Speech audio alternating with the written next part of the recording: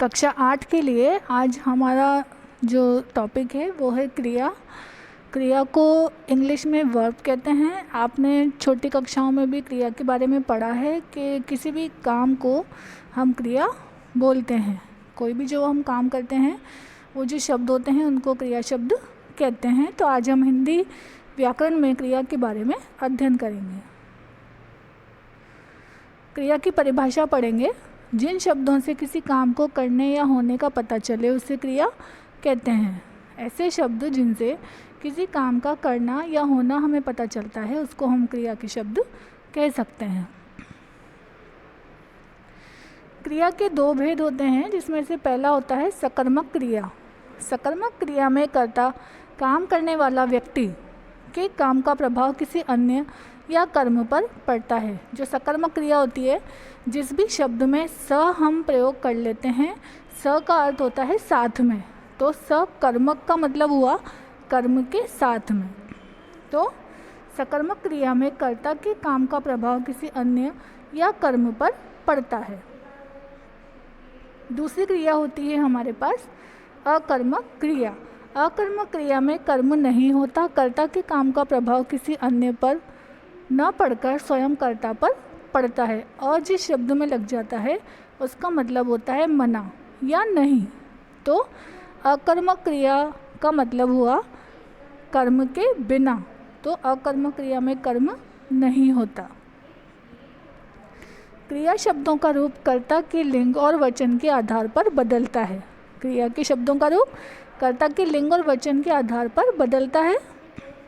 क्रिया का प्रभाव, इसमें लिंग का प्रभाव जो होता है वो हम देखेंगे कैसे पड़ता है।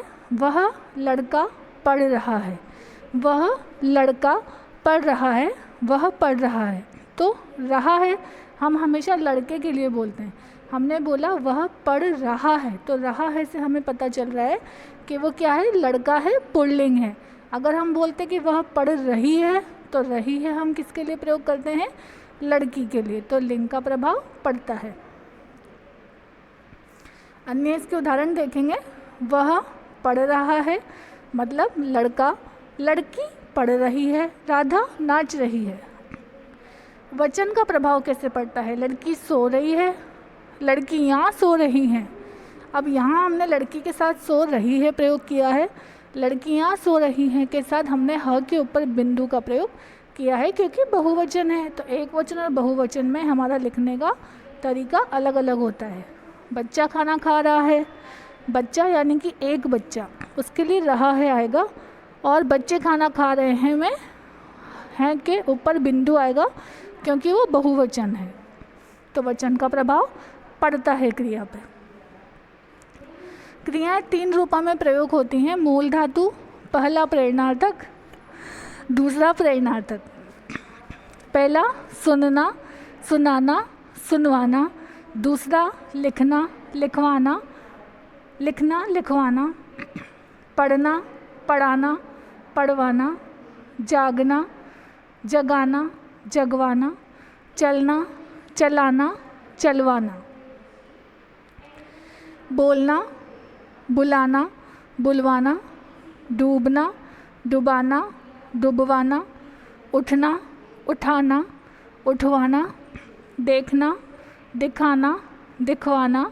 करना, कराना, करवाना। तो 3 प्रकार की धातुएं होती हैं। मूल धातु, पहला प्रेरणार्थक, दूसरा प्रेरणार्थक।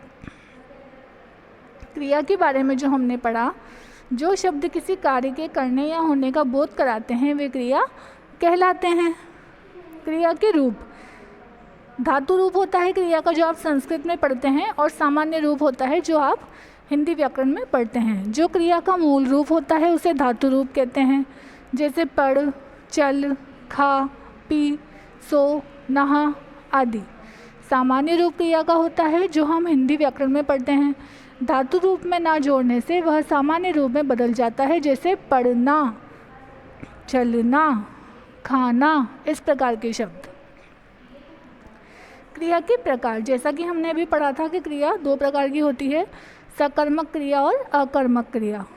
जब क्रिया के साथ कर्म होता है तो वह सकर्मक क्रिया कहलाती है।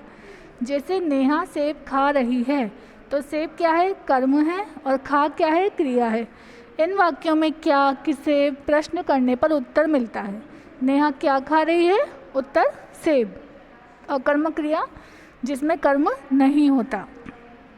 जब क्रिया के साथ कर्म नहीं होता तो वह अकर्मक क्रिया कहलाती है। जैसे राधिका गा रही है। इन वाक्यों में क्या, किसने प्रश्न करने पर उत्तर मिलता है?